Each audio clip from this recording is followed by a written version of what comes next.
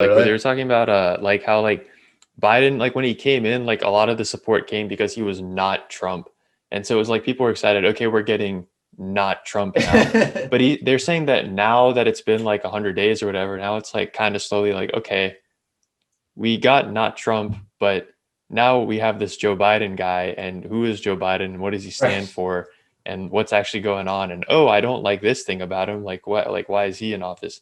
And it's like they're kind Right. of like the polarization is kind of starting to surface again. I think it's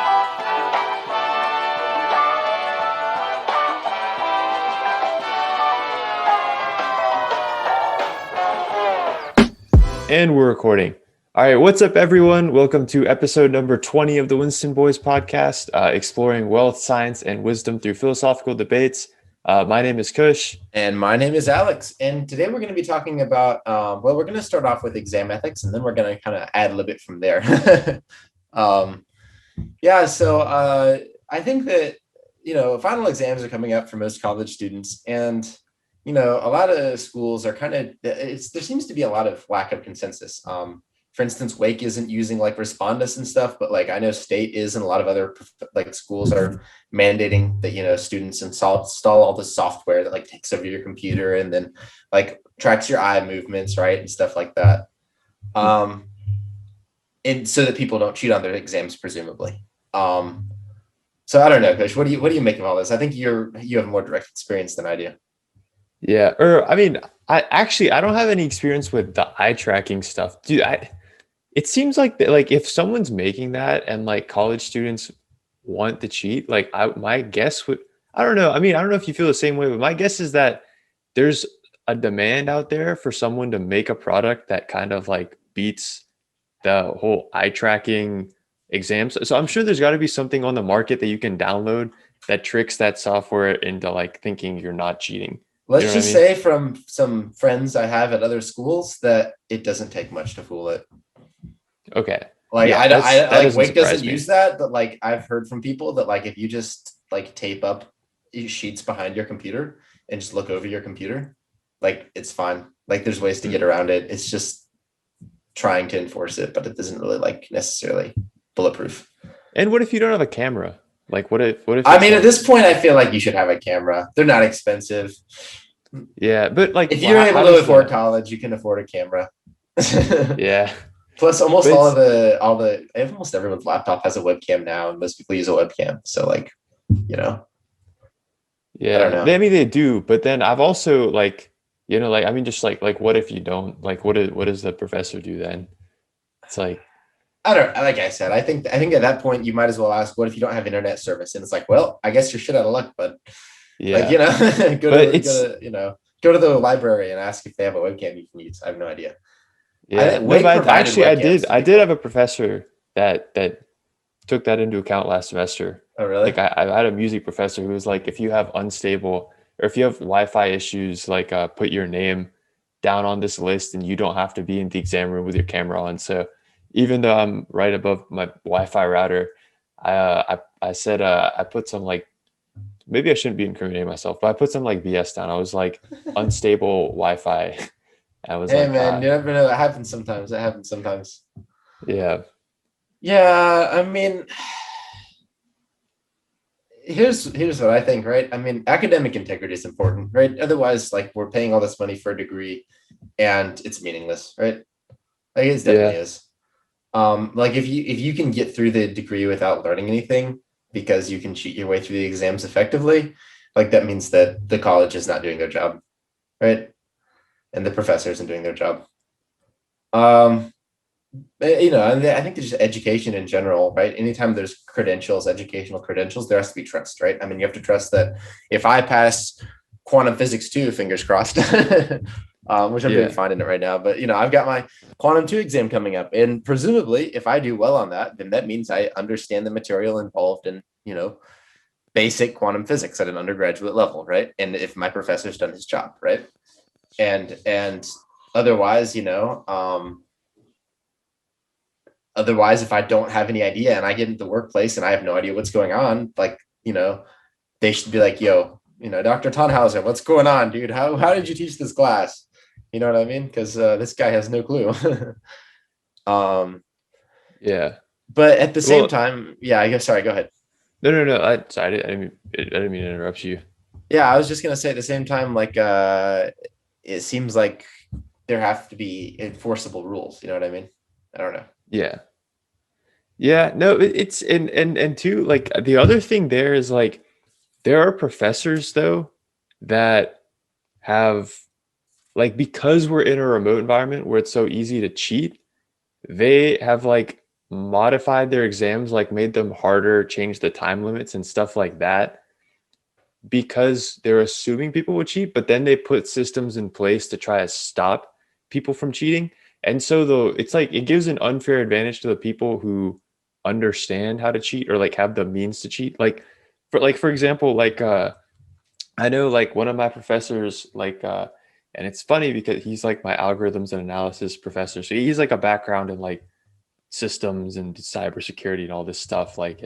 Like he worked at like IBM and Oracle, but he Cool. has like his exam thing that he made that has a terrible UI and all that. Like basically, like you open up the exam, you click a button, it takes over your whole monitor, and then the only thing you can do is you can go to Zoom. Like if you go to Zoom, it won't send them like a an alert or whatever. But if you go anywhere other than Zoom, it sends them an alert. Which, first of all, that something seems unethical about that. But maybe you could talk about that. But the Yeah. number two thing is like all it takes to cheat on his exams is if you have a second laptop, like you can just pull that up. Not everyone has a second, or your phone, you know? So Yep. it's kind of like you're literally just making it more inconvenient for certain students who can't like who don't have certain things. You know what I mean? Like the whole thing seems dumb. Like either just assume that it's open note and then, you know, make the exam whatever, but like don't try to put these things in place. Or I mean, I don't know. I don't know what you think about that. Yeah, so I mean, I think it's a major, I mean, it seems kind of terrible to be like forcing people to install software that takes over their computer, right? And tracks their eye movements. Like for one, right, there have been so many like security breaches and stuff, right? Like in data and like you're forcing students, you're forcing people who are, you know, there to learn to install this very invasive software that quite literally is virus-like and that it takes over your entire computer and locks the user out from what you're saying, right? And that's a personal computer that you've paid for, you know, and you're being forced to install this software on it. And you know, for one, these things are fallible, as you pointed out, right? Very obviously. And yeah, you can always have a second laptop or whatever bullshit, excuse me, but whatever bullshit they put on your computer, there's a way to get around it, and that's a second computer, okay? Yeah. And yeah, I mean, and the other thing is, you know, the remote learning is not something that students asked for, right? Or like wanted to have. Um, like this has been a really bad situation for everyone. You know what I mean? It's not like students were like, oh, guys, let's band together and make a terrible virus so that none of us can go to school and we'll have to sit at home with our parents the whole year.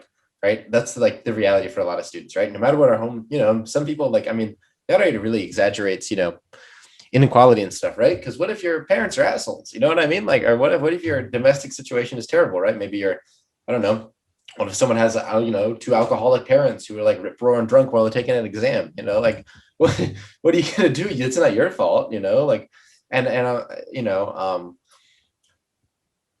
what or maybe your Wi-Fi is really bad. Maybe there's just a lot of financial insecurity in someone's home, right? I mean, the pandemic is already just immensely unfair, and has really impacted people mentally and financially and just like safety wise and how they feel, very badly. Unfortunately, I'm lucky enough to be back at school, and you're lucky enough to be kind of living near school, kind of sort of. But Yeah. like a lot of people aren't in that situation, and I don't think that schools punishing students for this by like, you know what I mean? I feel like that's kind of unethical, right? Like it'd be a different thing if students had just like schools just gave people an option to stay home if they wanted to, right? That's kind of what Wake has done. but like a lot of people don't have any choice here, and I think it's kind of wrong to like punish them, especially when the efficacy of learning has been significantly diminished as well, right? I don't think anyone thinks that online schooling is as good as in-person schooling, right? Like there's no way I get as much out of an online lecture from almost any professor as I do in person. So yeah, I think it's kind of unjust punishment in a way. For Yeah. people who don't have the means, as you said, or for people who are just trying to be honest and ethical, and who say, I'm not gonna, no matter what, I'm not gonna cheat on this exam, and then everyone else cheats, right? I had a friend last semester who took a final that was like, he said it was like way too hard. And he said the class average was like way too high. And he's like a top tier student. And he's like, I didn't cheat on the exam, and I really regret that because everyone else clearly did. Yeah, I mean, I know I have classes where like the professor's like super strict on like no collaboration, no nothing like that. And like this is the same guy who has like the exam where when you open it up in your browser, you have to click a button and it takes over the whole thing. But I know people who like have admitted to me in private that like they just took the exam with like other people. And then like it's even like some of these like professors are like so up their own ass. Like I remember like on like the first exam that we took, it had like a bimodal distribution. So like one of the modes was up here. I think it was like 70 or 80 or something like that. And the other mode was down here. I think it was like a 50 or a 60 or something. Yeah. Right. And like I remember like during like he had like a retrospective after the exam, and during the retrospective we were like, you think, like again, because we're kind of mad because he made the exam so difficult. And it's like, hey, I mean, do you think that like there might be a reason, like, maybe you should do something? He's like, nope, the overall average is a 70, and that's about where I want it. So and we're just like, like when do you get two modes? Like there's clearly a group of people that are cheating. Yeah, no, I Like, agree. And then there's like, yeah, I mean, one of my professors one of my, I don't like professors who do that. You're like, oh yeah, 70 is fine.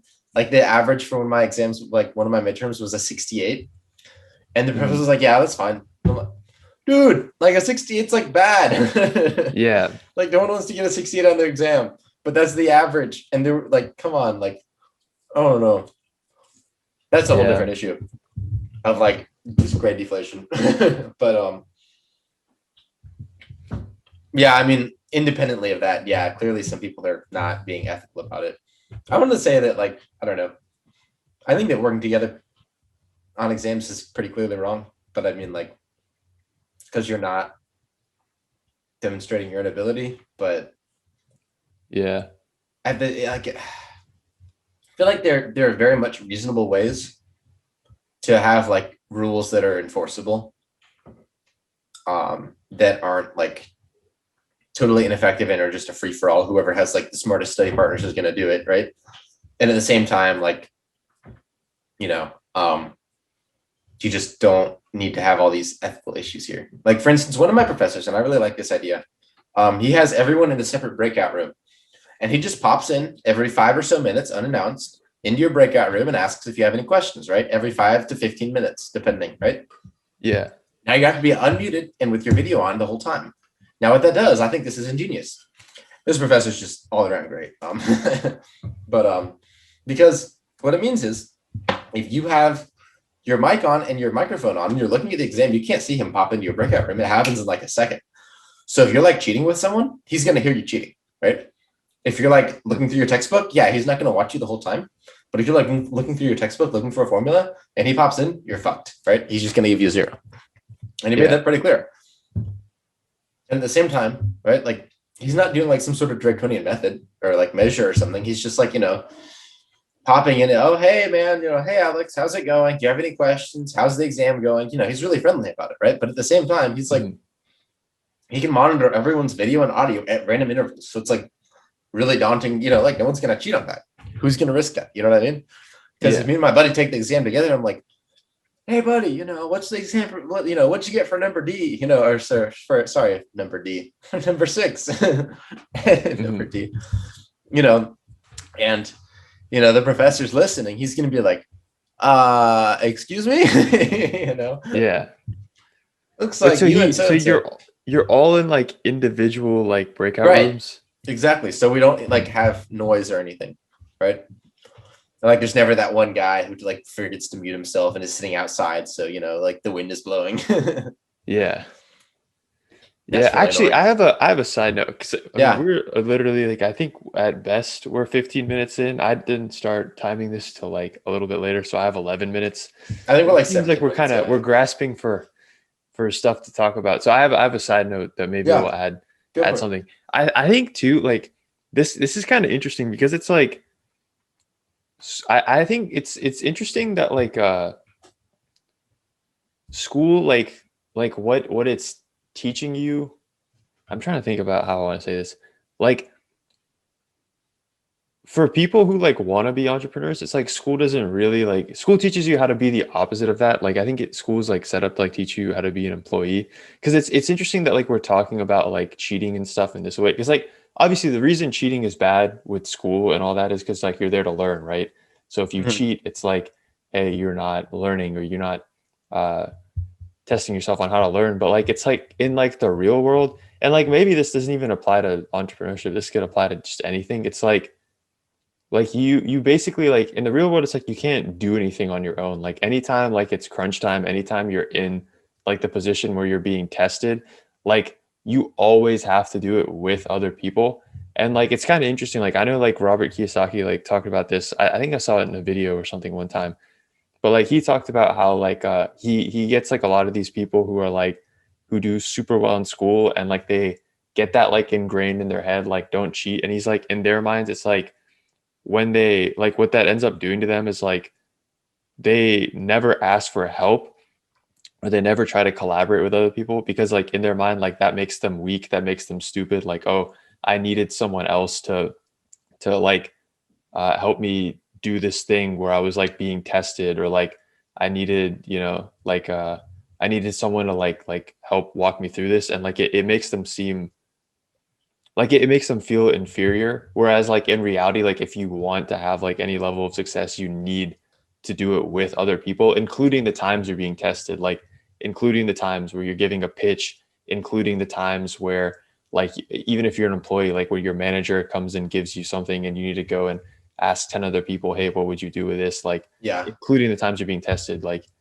the collaboration is really important. And like again, it's not the fault of school because like school has a different goal. Like you're not there to make money, but you're there to Mhm. learn. But it's like it kind of Yeah. subconsciously teaches you the wrong thing. No, I agree with that. And I think that, I don't know, I think that to a certain degree that's true and to a certain degree it's not true. Like, I mean, I've gotten really good at, I collaborate with a lot of my classmates on doing homework in like ways that are allowed, right? And ethical. So like, I mean, professors will be like, yeah, I want you to work together, right? It's not like I'm like cheating on it. But I think it's really important to do that, right? Like I have a couple of group chats and like, we can't meet in person right now. So we will talk about, hey, did you guys get number five? And then we'll talk about how we all did five, and we'll like compare and stuff, right? And I've got to say it's kind of blurring the lines because in the old days, right, if you just sent a picture to your pal about of your of your homework, that's definitely cheating. But now it's like that's kind of like we kind of communicate through group chat and like talk about it and then like send and compare answers. But I mean we've all done it beforehand. We're just like seeing like how we all approached it and stuff and who we think is right, because it's like oftentimes people can't all like Zoom meet at the same time or whatever. But yeah, I mean, I definitely prefer working on a lot of homeworks together, um, because I think it like, I don't know, I think people are a lot better at problem solving, and I also find it almost enjoyable. Like I was studying for my quantum exam the other day with my friend Caleb, and we were having a fun time. Like this is gonna sound weird, but like I hate studying on my own. But him and I were just like hanging out, like writing the problems on the whiteboard, and it was honestly fun. Like we were just having like like a chill day, like studying for like 6 or 8 hours doing a bunch of math, and it was fun. It was like a puzzle. But alone it's like so depressing and boring. It's like, oh my god, I have to sit here for like 4 hours and do all this math, and I just don't want to do it. So I think it also makes it like just the social quote unquote aspect of working on like intellectual problems together makes the problem so much more enjoyable for me. But I mean, I think at the same time there has to be a certain level of like individual accountability, right? Because if you're taking the test in groups, all you need is one person who knows what they're doing, and that's the problem. for a lot of these things, unless you make it in such a way that that's impossible. But then you're going to end up punishing people for the inadequacy of their group members, right? So like if I get paired with a real dunce, right, and we all both have to do individual parts of the test and collaborate on it, then I'm just going to get a bad grade for their portion of the test, and I can't stop that, right? And yeah, I know that's how it is in real life, but it seems like in order to segregate the dunces, to make sure the dunces don't get like, a good job and then end up like making bad products in like a high up position, you might as well test them individually so you get all the smart people in one, like, all the people who are competent at the high tier companies that need competent people. You know what I mean? Yeah. Well, I'm not saying that the education system should be like I'm drawing a line, right? Like I'm saying like the reason the education system is like this, the reason like you have to take tests on your own is because you're not there making money. Like you're there to learn. But like Yeah. I'm just talking about like kind of subconsciously. Like for example, like I think the like again, not in terms of learning, but like if we just take this like subconscious angle of like how you should think about like approaching these like tough situations where you're being tested, like I think like for like a cool example is like if you were in school, like the way that it would work, like if you approached it like entrepreneurially or whatever, like would Mm-hmm. be like let's say like we have a take home exam, right? Mm-hmm. And so and I'm gonna be the entrepreneur who's like, okay, this is a hard take home exam for everyone, but I Mm-hmm. know there's some people who are better at some things than others. So like let's say I go to one person and I say, hey, I know you're really good at exam section number one out of three. Why don't you just do section number one and send it over, and I'll send you two and three. And then I go and find someone else who I'm like, okay, this person is an all-star at exam section number two. They're the main person. So I go to them and I say, hey, all I need is for you to send me exam section number two, and I'll send you one and three. And then I find someone for exam section number three. Hey, this is your thing. You're the all-star in the class. Send me exam section number three, and I'll send you one and two. And I do that. And then I organize people in a way in which I'm, again, as a business owner, I'm not doing the actual thing.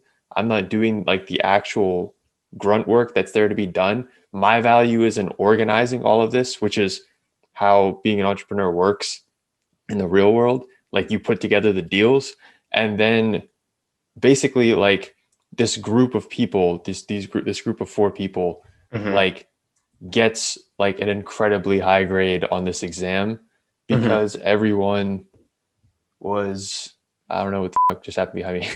Because like it's like again, I'm not saying that this is how schools should work, because clearly the people, no one would learn. But I'm saying like if we're just focusing on this subconscious idea, like that's like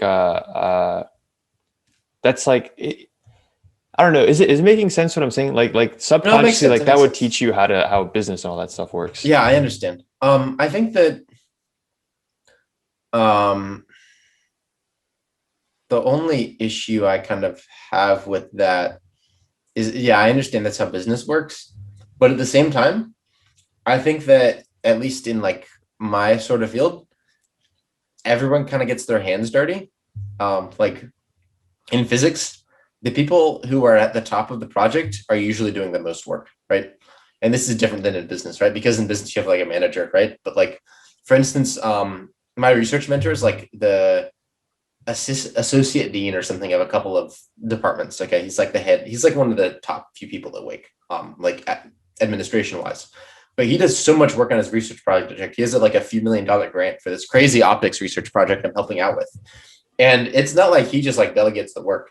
Like he's in there, like coordinating the work and understands all the pieces of it. I think he's probably the only person who understands all the pieces of it and puts it all together. And yeah, he's not like he's delegating me like software work, and he's delegating someone else like setting up these lenses, right? But like at the same time, like he could do all of it himself, and he's like on task for all of it. His value is not coming from organization. His value is just coming from like kind of being able to do everything and being able to explain to everyone else how to do everything when they don't know how to do it. Especially since it's kind of, like partially student run, but it's kind of like, the book stops here, I probably should say the name. Whoops.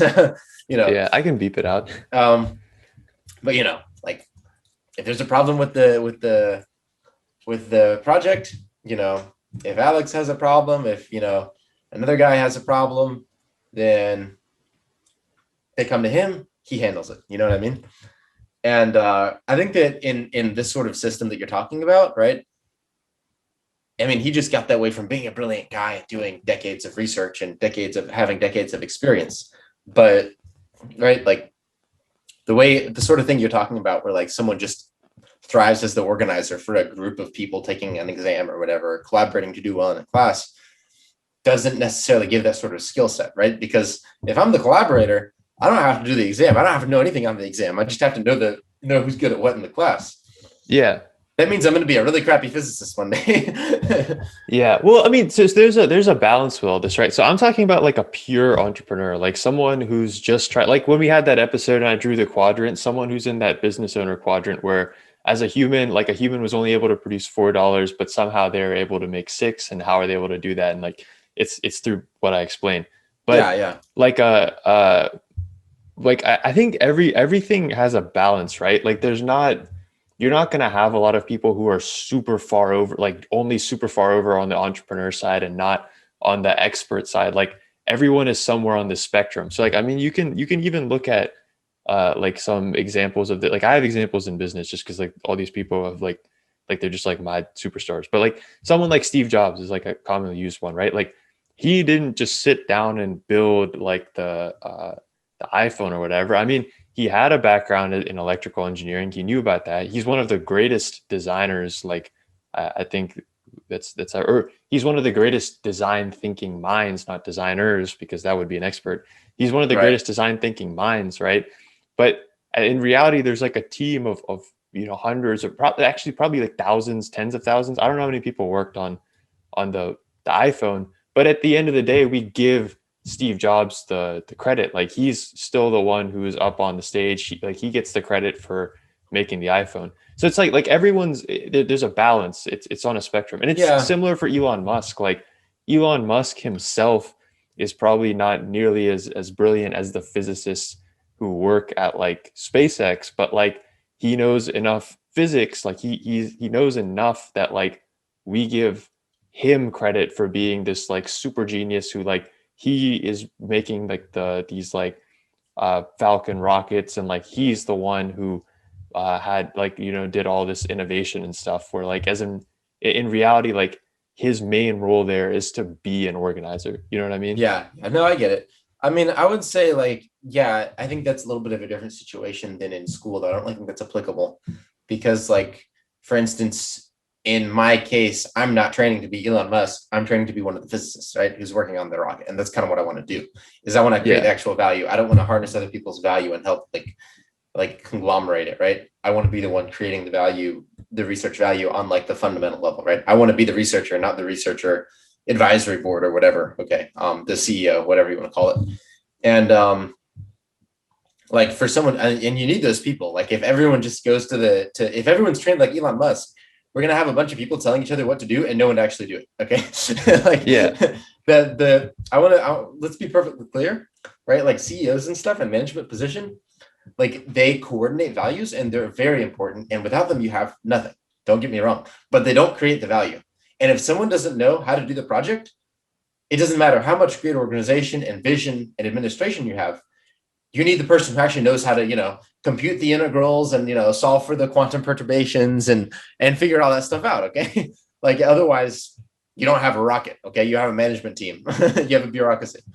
Yeah. And so that's what I'm saying is like, in trades like that, right? Being a doctor, being a physicist, being a mathematician, there's a certain level of hard know-how that you can't delegate. It's not a soft skill set, right? Like, I mean, I'd say business majors and entrepreneurs and stuff, they need a soft skill set. And what I mean is they don't need to know X, Y, and Z concepts very well and be able to do those in their sleep.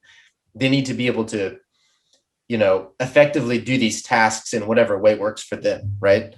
And those tasks are flexible and come in a variety of different things, which is why it's really hard to do a business. I think business school is one of the hardest things to teach, right? Because how do you teach someone to be good at business, right? You can be a PhD in business and be a terrible business person. You know what I mean?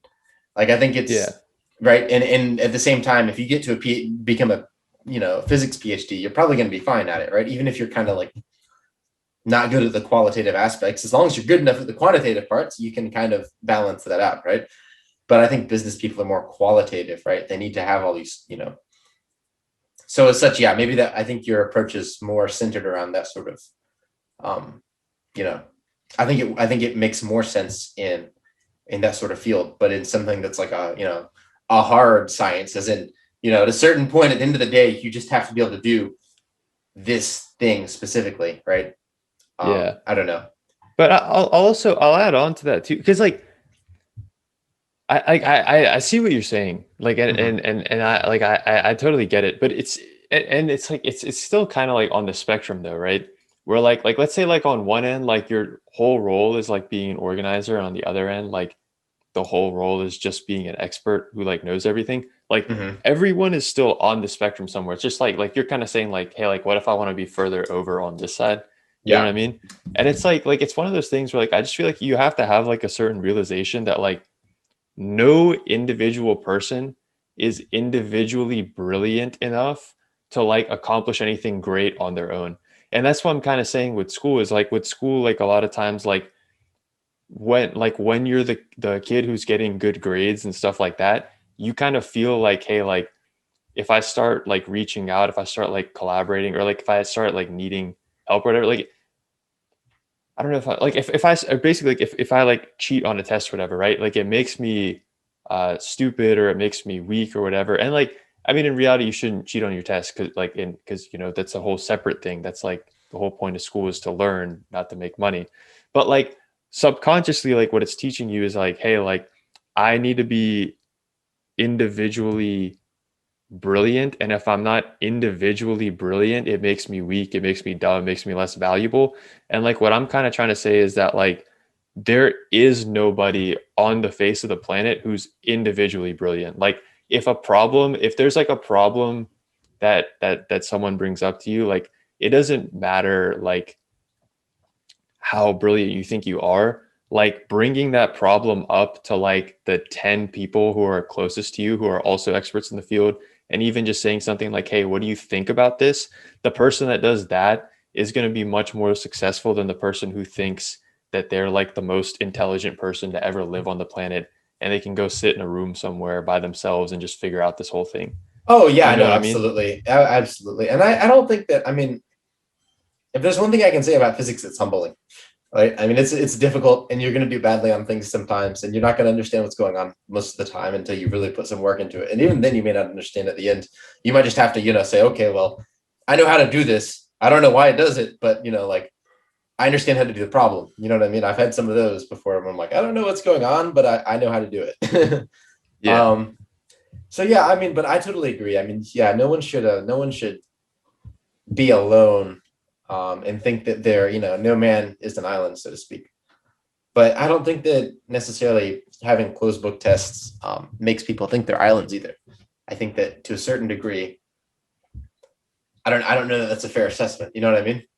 So I guess I'm gonna have to kind of agree to disagree there. And like, yeah, I agree with what you're generally saying, but I think that for the most part, the system doesn't really do that. Like everyone I know, unless they're just super antisocial. I know a few people, but I mean, like most people like collaborate with other peers within the department, or, if they have a question, they talk to their professor, but like I think that individual academic challenge naturally breeds like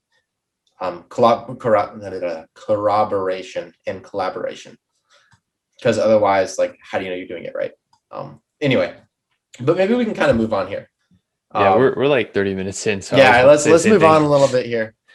So let's keep talking about, because I think the other section we're going to do here in a minute is kind of a mini section. So let's just keep talking. Let's just keep going about the Or I ethical. think I think we honestly might have a lot to say on the liberalism. I mean, worst case You want to say scenario, we that? can do the liberalism, and then we can come back to this if we have to. Okay, well we can try it. Yeah. So I think that basically I've been having some conversations with people recently who, and until pretty recently, I was a textbook liberal, I would say, almost. I don't know.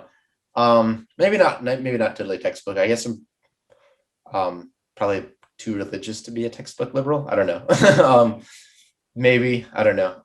But my point is, up until recently, I didn't really have any beef with like liberal policies. I pretty much was on board with most of the stuff they were trying to do. And recently, it seems as if what's happened is certain elements of the Democratic Party, sort of like certain elements of the Republican Party, have taken over and left a large swath of the interests of like more moderate Democrats, such as myself, behind, if that makes sense. I don't know. I guess I think you're a little bit more independent than I am. How would you see that? As an outside observer, what do you see? I mean, I don't know. I feel like I've always just I didn't I guess I didn't have the word for it back in high school because I didn't really care about politics. But I mean, now that I know, like I feel like I've always been like more of like a libertarian. Mm-hmm. So I mean, I like, I've always just kind of had like a pro freedom position. I don't think the libertarian ideology. I mean, I don't know if anyone actually follows the party. Like, I think people who are libertarian are just like, I'm libertarian. I just am.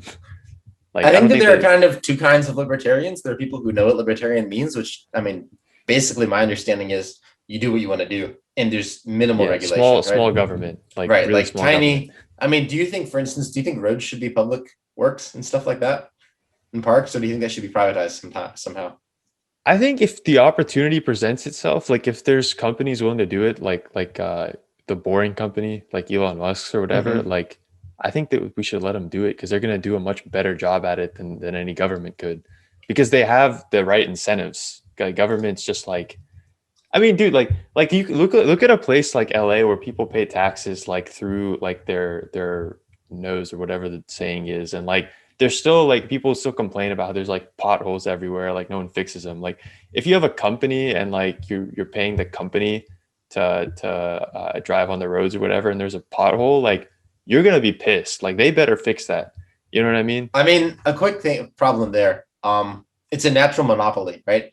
If let's say that the Clemens roads get taken over by Duke Power, right? And everyone's subscribed to Duke Power to use the roads. For one, how do I subscribe to someone other than Duke Power to use my road? Okay, I see I've fallen Like how into am I a how trap. how am I gonna do that, right? Like But how okay, that's number one, right? I mean, if I decide to go to, I don't know, Raleigh Energy. I don't know if that's a thing. Okay, Raleigh Energy, and I want them to pay for my roads. What are they going to do? Pave a separate road to my house? Like, what the hell? And then, second of all, how are you going to hold them accountable? And how are you going to hold them reasonably accountable, right? Because there are going to be potholes in the roads. That's going to happen. That's just the nature of roads. Like, they get holes in them, and they don't always get fixed overnight, right? And how are you going to hold companies accountable, more accountable than the government for fixing those? Because, right, if like the company doesn't get around to it right away, like again, how are you going to switch? I'm going to switch road providers. Like, I'm sorry, excuse me, you're going to do what? yeah. Okay, so yeah, I think maybe roads are a bad example, but I think and I actually I do see what you're saying. Like, I definitely, yeah, I agree with that. But Also, what if I don't pay my I road think, bill? Am I just not going to get yeah, to work? yeah. No, I think, yeah, I think roads are a different thing because, like, obviously there's only gonna be one set of roads in a place.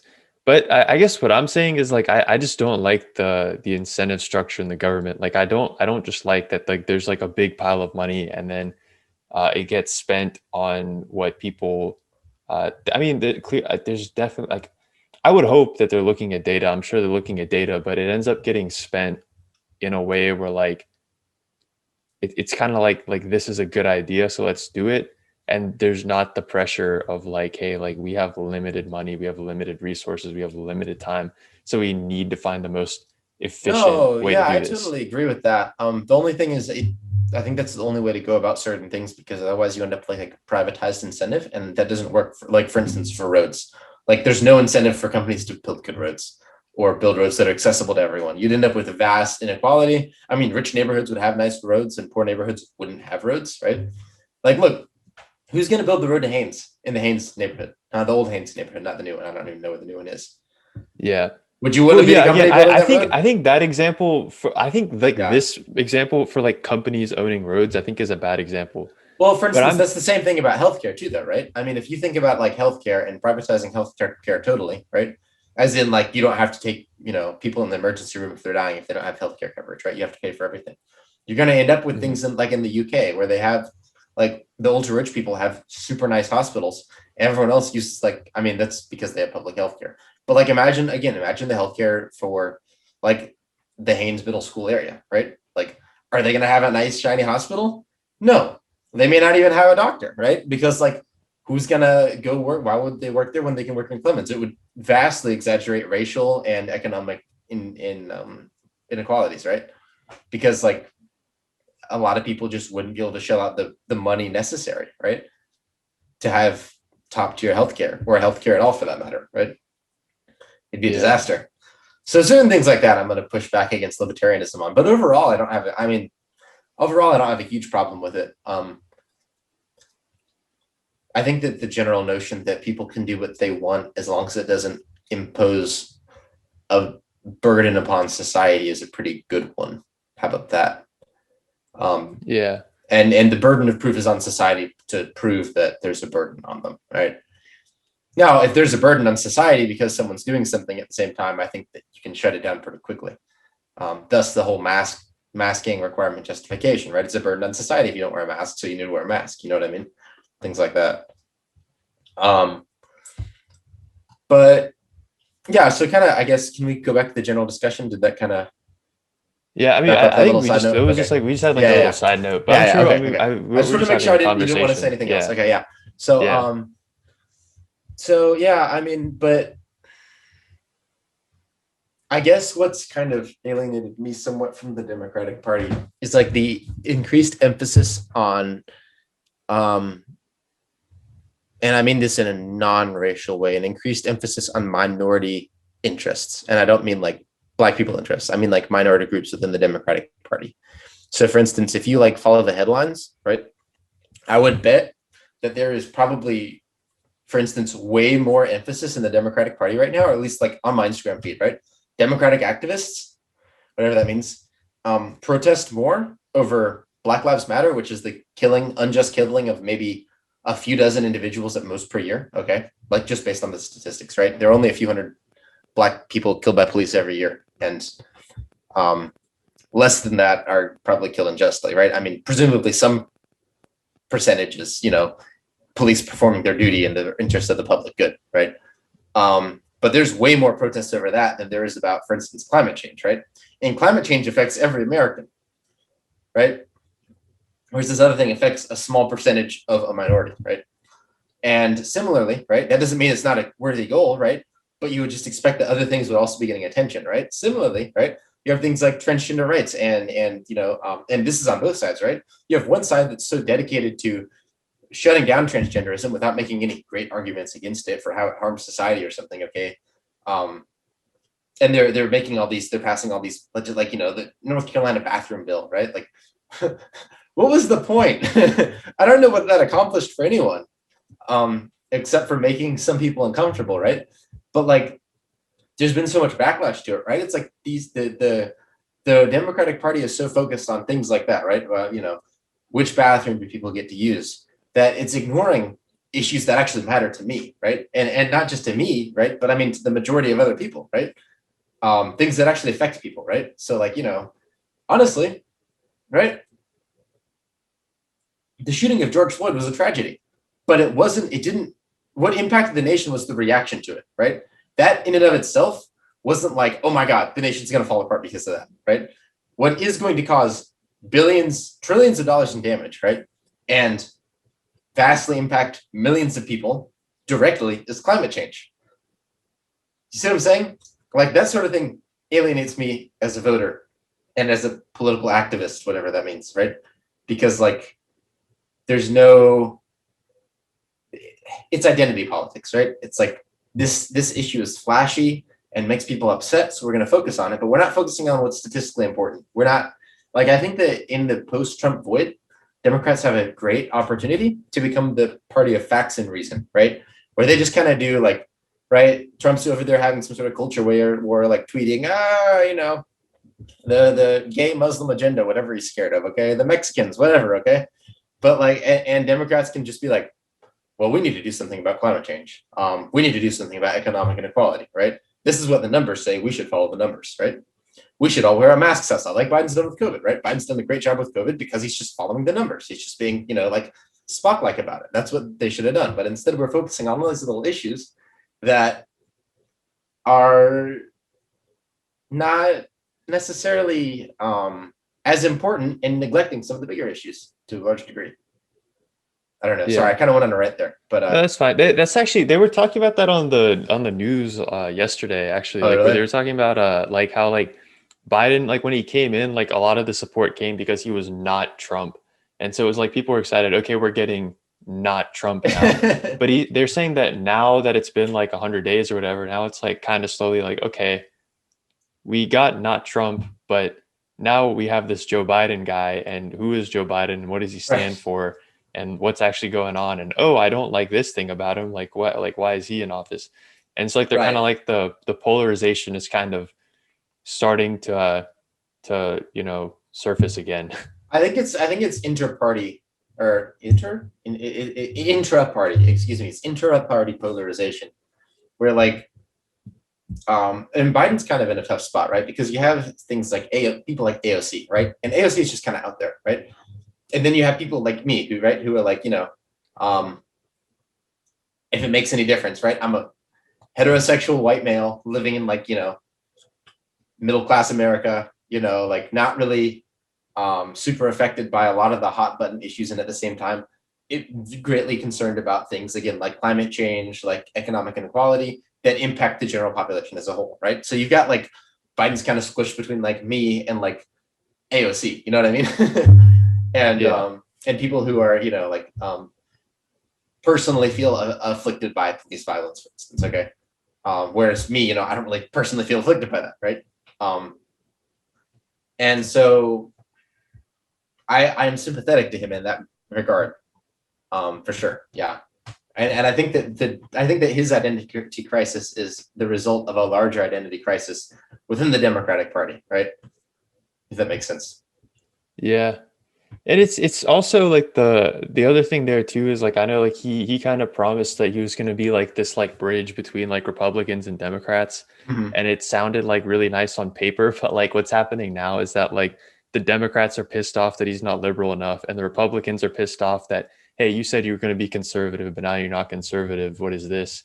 So like now Yeah, everyone's pissed off about yeah. Joe I mean, he Biden. still has a pretty good approval rating. I wouldn't say I'm pissed off with Joe Biden. I'd say I'm like I think it's honestly my irritation is more towards the Democratic Party in general. Like, for instance, I've got to give him respect for certain things, right? So, for instance, Cuomo, right, the sexual assault allegations against Cuomo, right? There's been a lot of, and we've talked about this before, so I'm not going to get into it too much. But like, basically, I think my position is like there needs to be evidence. You need to investigate, and then you can come to a verdict, right? But no verdict before investigation. Okay, like that's just dumb. Yeah. Unless like you see the person shoot him in broad daylight, then you can say, okay, well, he appears to be guilty. I saw him holding the gun. Okay, that's a different story. But otherwise, you need to see what happens. You need to investigate, and that's what Biden said, right? When they asked, what do you think Cuomo should do? He said, well, I don't know. I'm going to wait and see the investigation says, like I think everyone else should do, right? Because right now there's really no facts in either corner. We just have people hurling insults at each other. Someone saying, help, he raped me, and him saying, I didn't rape her, okay, or whatever. I don't think it was rape exactly, but it was something of that sort, okay? Yeah, it was one of those things. I don't remember. One of those things. I mean, just like, and I think Biden kind of has a little bit more sympathy for that, having been accused of sexual assault, right? By what was her name? Tara Reid, I think, who I don't even claimed that remember. he pinned her up against the wall and like, um, right, up against the Senate wall, like violated it like that. And I don't know. I'm not gonna go into that, but like it didn't seem that plausible. Like old guy in the middle of the Senate. I don't know. Anyway, but there were a lot of like calls from from the left side of the left half of the Democratic Party for him to drop out of the race as a result, right? And it's like I don't know. There was no proof, and she was kind of discredited over time, right? There were no corroborating details, that's for sure, and there were some details against her. So like I appreciate that he's at least not jumping the gun. You know what I mean? But I again, I think the Democratic Party overall is just a little bit, kind of a little bit wacky. I don't know. All these special interest groups have really kind of, I guess, monopolized the party discourse, is what it feels like. Yeah, I mean, I think that's the problem with like just buying into parties in general is just that like it's like you have like an opinion that aligns with that party, and like it's like everyone's bought into the party rather than like the different ideas, if that makes sense. And so Yeah. it's like you express an idea that makes you seem like you're like for example, the people who like just saw like our clip last week about why you should take the vaccine probably think we're really staunch like liberals or like we're social justice warriors. Yeah, And I mean, then I like got called a literally soy like boy. yeah, and then two takes like two clips later, like where we were talking about how conservatives were right about COVID, and like I mean, obviously that video didn't get hated on, but like, or how conservatives were right about like the COVID, how dangerous it was, like the New York Times article. Oh, But yeah, yeah, yeah, yeah, yeah. yeah, Mhm. but like with that video too, like I'm sure people who saw that might have thought that hey, like we're like super like Trump like conservatives or whatever. It's Right. like in reality, like we're not married to like any of these parties. We're just talking about the ideas and sharing them and like debating and discussing them, you know? And like I think that's the problem is like a lot of times like you buy like people someone will buy into a party and you hear someone express a view that aligns with that party and so you expect them to share every other view with you like because they should have bought into the whole party, but it's like they might not have. You know Mhm. what I mean? Yeah. No, I That's the totally agree. problem. And the other thing I see a big issue with is kind of this is really going to sound like it's coming out of Trump's mouth. So I'm sorry because this is not what I'm trying to do. So let's just pretend Trump doesn't exist when I say this. But like, Yeah. there's a certain degree of liberal hypocrisy, like somewhat, in a lot of these social justice issues, right? So for instance, the one that really struck me was the Catholic Church came out and said that they weren't going to bless gay marriages, right? Which I mean, they haven't changed their position on that in 2,000 years. Like, if you're surprised by that, you're very confused. And there's a Yeah. pretty clear, according to Catholic tradition, there's a pretty clear biblical like reason that to believe that the Christian God only wants only believes in marriages between a man and a woman, right? Specifically for the purposes of procreation, like that's pretty much ingrained in Catholic belief. And to the degree that, according to Catholic tradition, actually, if a man can't get it up to consummate the marriage is annulled. Quite Hmm. literally. Like that's the doctrine. My professor was actually going on a rant about that last year. He's kind of a weird guy. Anyway, a philosophy professor. But so like anyway, they have specific traditional things that are traditional beliefs, right? And that's like worthy of criticism, apparently, right? Because it's like a Western tradition that hasn't updated its beliefs to intermingle with Western social doctrines, such as tolerance of homosexuality, right? And okay, maybe they're worthy of criticism, right? And by the way, I just want to say my religion's definitely lumped in there, right? Like it didn't make as much news, but like the Greek Orthodox Church is not blessing gay unions either. I just want to say that, like, at least not to my knowledge. I don't know that we have as I think the Pope makes a lot more headlines, right? Because it's a much bigger organization. But like Eastern Orthodox churches are pretty much in the same boat. And I mean, any traditional Christian religion really doesn't have any theological authority to go against this teaching, right? Which isn't really tolerant of homosexuality. That's just the teaching. Um, but at the same time, right, you have Islamic teachings also are not tolerant of homosexuality, right? Obviously, I mean that's very, very apparent. Um, and there also are seem to be, and I don't want to say oppressive, but they impose certain restrictions upon women that, in the context of a Western society, are certainly very oppressive, right? Um, and right, I mean, the idea of for instance, not, I mean, in a lot of this is still active, right? I mean, according to Sharia law and stuff, I don't want to presume too much my knowledge too much here, but there's significant restrictions on women, and right, they're not getting the same sort of blowback, right? For right, and I think because it's not a westernized religion, quote unquote, right, where Catholicism kind of is seen as westernized, right? But it's almost like they're not held to the same bar there, right? Because like it's right, Islam is not Yeah. any more homosexual friendly than the Catholic Church, but you don't see people yelling at Islam about it, right? Or boycotting. Does that make sense? I don't know. Yeah. And Yeah, it that's kind of a, definitely. I don't know. Yeah. No, I would agree with that. I think it's like one of those things where it's like, I mean, it's yeah, I mean, like I would agree with that. And I would say, like me saying this, right? I would probably get if I were talking to a very liberal person, I would get accused of having some sort of Islamophobia, right? No one gets accused of Catholic phobia, right, or Christianophobia, right? But like, Yeah.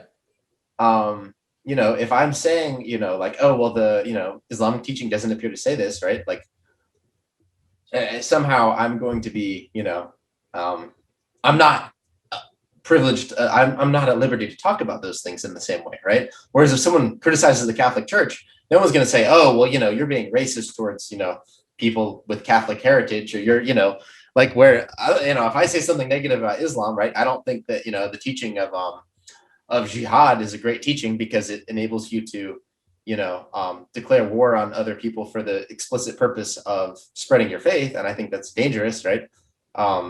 Like I'm going to get criticized as being not understanding their culture, right? Whereas someone could have an equal lack of understanding about Catholic culture and criticize the Crusades or criticize something else there, right? Yeah. In fact, a lot of people like criticize the Crusades and don't like, and in the same breath, right? Don't like, they won't mention various Islamic holy wars that it created the entire Islamic world, spanning from the southern reaches of France / northern reaches of Spain all the way through to the western parts of India, right? Like there's where a lot of that was Yeah. holy war and conversion, like as a result of the wars. So anyway, that's my 2 cents. But it seems like a lot of the, I guess, anti-Christian sentiments that are going on right now within a lot of the Democratic Party are not on equal footing with the criticisms of other religious things that aren't as westernized. Yeah. I think, yeah. I mean, I'd agree with that. And I think it all comes back to like the whole like double standard thing. Um, which is, I mean, it exists with a lot of stuff. Like I think, yeah, it exists with like Christianity and Islam. It exists with like men and women. Mm-hmm. Um, and two, like I think that also at least like a lot of times it's just like too easy. I feel like to have like a victim mentality. Like it's too like when someone gives you that out, like hey, like you're oppressed, like it's not your fault you're not successful, you're just oppressed, right? It's too easy to just grab onto that and be like, okay, I'm not successful because I'm oppressed.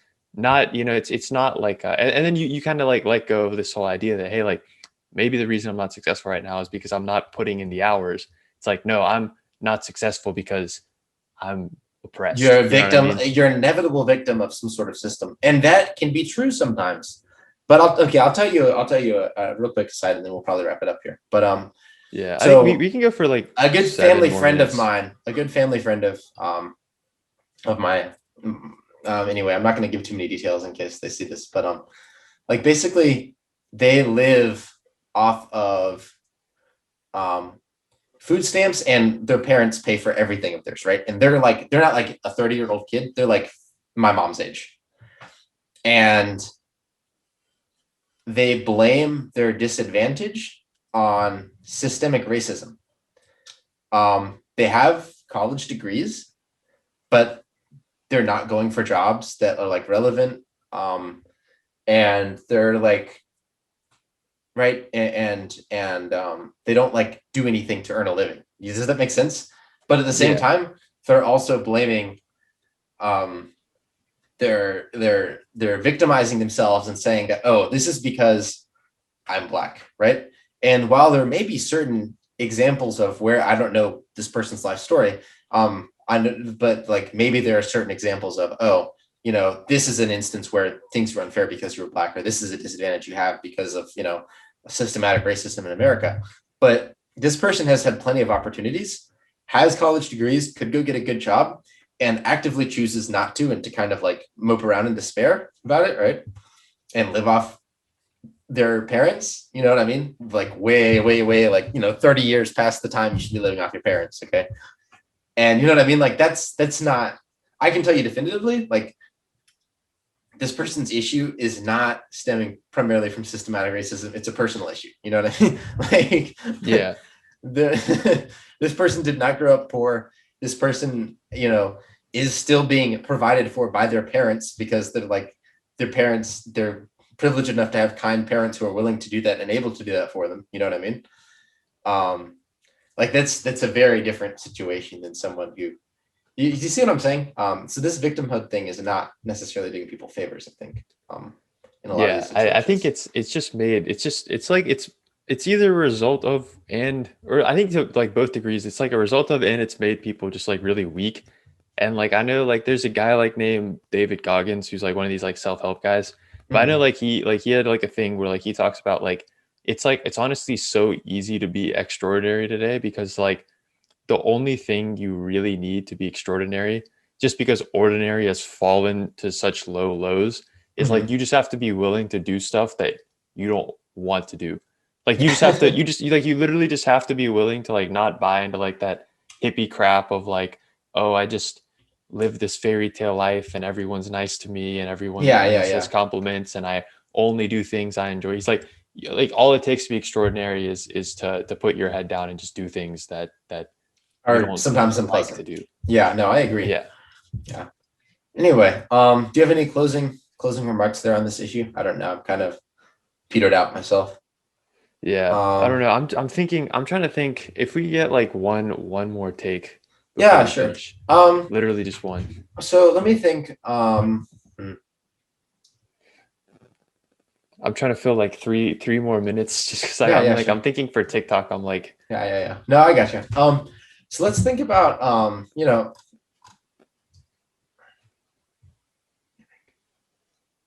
I think also with this kind of issue of like deriving an identity from a sense of oppression, right? Um, it seems to be somewhat inherently toxic, I guess, because it kind of brings about the justification of retribution on a certain level, right? So, for instance, and I mean, I'm going to speak of America right now. I want to be clear in what I'm saying here. I do not think currently that white Americans are under siege or anything like that, or are at risk of retribution in some sort of cruel way. Okay, let me be very clear about that. At the same time, right, you do have rhetoric from certain people. For instance, I have a quote here. So there was a New York Times article, just to give credit, called, what was it? Race in the Coming Liberal Crack-Up. And this is kind of, I totally recommend people watch it. It's an awesome article. But so it kind of focuses on the anti-racist native, right? Native narrative, right? And the anti-racist narrative is kind of like, right, the idea is you take policies and put them into place that are actively discriminating towards oppressed minorities, right? So that, for instance, they gave the instance of there were some like cities, I think Seattle or something, Oakland. In Oakland, they gave an initiative to give $500 a month to low income families who were not white, specifically who weren't white, right? It didn't matter if they were low income families with white, no matter how bad their needs were, they weren't going to get it because they were white, right? mhm. Similarly, like some Vermont gave minority groups priority for the vaccine because they were more heavily affected. That actually makes more sense because as a demographic group, they were more heavily affected. But so and so there's things like also Ibram X. Kennedy, who the article cites as the most important anti-racist thinker today. I'm like, I don't know anything about that. But that's what they said. And I'm going to quote, this person says, the only remedy to past discrimination is present discrimination. The only remedy to present discrimination is future discrimination, period, end quote. That seems to me to be a problematic mindset, if that makes sense. And it's one that's, you know, seems to be not morally justified. Making reparations and um, repairing helping to heal the remainders of past wounds, right, and ending the infliction of present wounds is one Mhm. thing, and punishing people who, right, didn't have anything to do with the past wounds is another thing, right?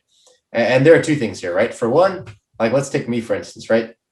as far as I know, none of my ancestors like owned slaves, right? Like, or like were like oppressive, like plantation owning or like rich corporation white people, right? Like my dad's family came over mostly from Ireland during like the potato famine, like a lot of other Irish people, and were actually discriminated against pretty heavily, right? Irish do not apply, et cetera, right? Um, and then the rest of my family came over from Greece, right? And I think I don't know the rest of my dad's details, but I think I know some of my ancestors came over from Ireland during that period. And then the rest of my family came over from Greece in the early 20th to mid 20th century. And again, there was anti-immigrant, anti-Central Southern European immigrant sentiment at the time. And they certainly, at no point were like, super wealthy or like participating in a bunch of, like racist stuff, right? It's not like my ancestors were like in the Ku Klux Klan or anything. Like they didn't have the opportunity to do that, nor would they have, I don't think. But even if they were, let's pretend that I had a great great grandfather who was some Ku Klux Klan head honcho. Okay, not that I did, but if I did, I don't know that his misdeeds are mine to be punished for. You know what I mean? It's one thing for me to try to repair his misdeeds, but the quote here was, the only cure for present racist discrimination is future discrimination, right? We're not talking about reparations here. We're talking about like punishment in a sense, right? Retribution almost. And it seems like that's not morally justified either, right? Because I can't be, take Luke Skywalker, right? Luke Skywalker tries to defeats his dad, right? Defeats the evils of his dad, fights against the evils of his dad, right? And does his best to repair the evils of his father. But you can't punish him for Darth Vader, okay? You know what I mean? You got to say, look, man, Darth Vader was evil. Geez, it kind of sucks he was your dad, but you did the right thing fighting against him. You know what I mean? Good job doing the right thing. But we're not going to beat you up for Darth Vader. You know what I mean? I don't know. Yeah. That's kind of my view of it. Yeah, I would agree. I thought that was a really, I agree. I thought it was a really weird take, like where he was saying like, oh, like we need like discrimination's got to keep going until it balances out. It's kind of like, yeah, I don't know if I want to live in that world, but it would definitely disadvantage me, but I also think it's wrong. Yeah. And I would just say that those two, let's try to keep those two things separate. I think it would be, morally bad. I don't know. I want to say, as a species, we are genetically very, very similar. And also, and you know this about me on a personal level, like I personally really love interacting with people of different cultures, right? Like I've been to different Indian festivals with you. I love like, trying different stuff out, right? Like diversity is a good thing, not something that we should divide us, right? But something that should like unite us and like should be cool about different things, right? Like we should be like, oh, like, wow, Kush, I'm really glad I got to go. God, what was that called? The one where you danced. I think that was just like an India Fest thing. Okay, yeah. So I'm really glad I got to go to India Fest. It was fun. I got to see you dance. I got to, like eat good food. I got to talk to some cool people. Like it was interesting. I got to learn about another culture, right? And these sorts of things should be like positive things, right? Not like things that are like, oh, these shouldn't be things that divide us, right? But things that enrich our relationships. I don't know. That's my perspective. Yeah. I would agree. Yeah, and then also I think I'm good now. Okay. I think that was enough to carry us through. You got anything to add Thank there? you for that. Yeah. Do you have anything to add there? I don't know. You definitely have a different perspective than I do. I mean, I don't think I have a lot to add. Like I think it's kind of, I mean, it's just the same thing. Like interacting with people from different cultures is good. Yeah. And not trying to discriminate against anyone is also good. Yeah, but I agree. That's about it. I had the coolest conversation with these Chinese graduate students. Like they're all from mainland China, and they're all graduate students in the physics department. And we had like the coolest talks because we were talking about like the differences in the Chinese and the American college system, and then like how the like test taking culture is different there, and how much comes down to testing there, and also how competitive it is and stuff. And it was really just interesting to hear their takes, and also like their takes on like America and stuff. It was just really interesting to hear their take. I don't know. It was kind of like, because we kind of talked about like China's status as like a rising superpower, and how they were like, yeah, we had to grow up learning, English. And I was like, well, hey, maybe my kids will grow up learning Chinese, and they kind of laughed. But it was like, I don't know, it was interesting. was a really Yeah. interesting That conversation. I actually don't does know. seem really interesting. I think It was that really cool. honestly we could probably use that for like a future episode because I feel like Yeah. cramming it in at the end here might not Yeah. We'll do it be another most time. I effective. think a discussion of China is definitely warranted at some point because China is a Yeah. complicated nation. I'd like to talk about that at some point. They're really interesting. I don't know. Philosophically, they really interest me. Just from like an ethical and moral perspective, like how much good versus bad have they done, et cetera, et cetera. I don't know. Interesting. Anyway, okie dokie. Well, you wanted to, do I start the Yeah. outro? Yeah, Okay. you start. All right. Thanks everyone for listening in. We had a great time talking about academic integrity and how teachers have kind of been, how teachers ought to, I guess, navigate that during a really unprecedented situation during this pandemic. And also kind of what the basis is behind all that stuff.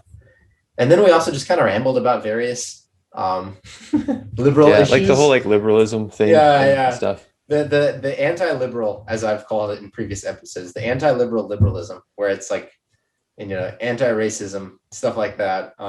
Just I don't know. We just kind of had a random rambling session. Maybe we'll explore some of these future some of these ideas in future episodes if people like them. I don't know. I'd kind of like to come back to some of this. Yeah. Give it some more time. Anyway, yeah. Yeah, and if you enjoyed today's video, please make sure to grab your burner laptop that used to cheat on exams and absolutely smash that like button. And also, if you want more of what you heard today, please make sure to hit the subscribe button, notification bell. That way, every time we post a new episode on Sunday morning, you get a notification. You can click on it. It takes you straight to the episode, and you can listen to it in the background while you cook, clean, eat, drive, or whatever. And with that, we'll see you guys next week. Bye-bye.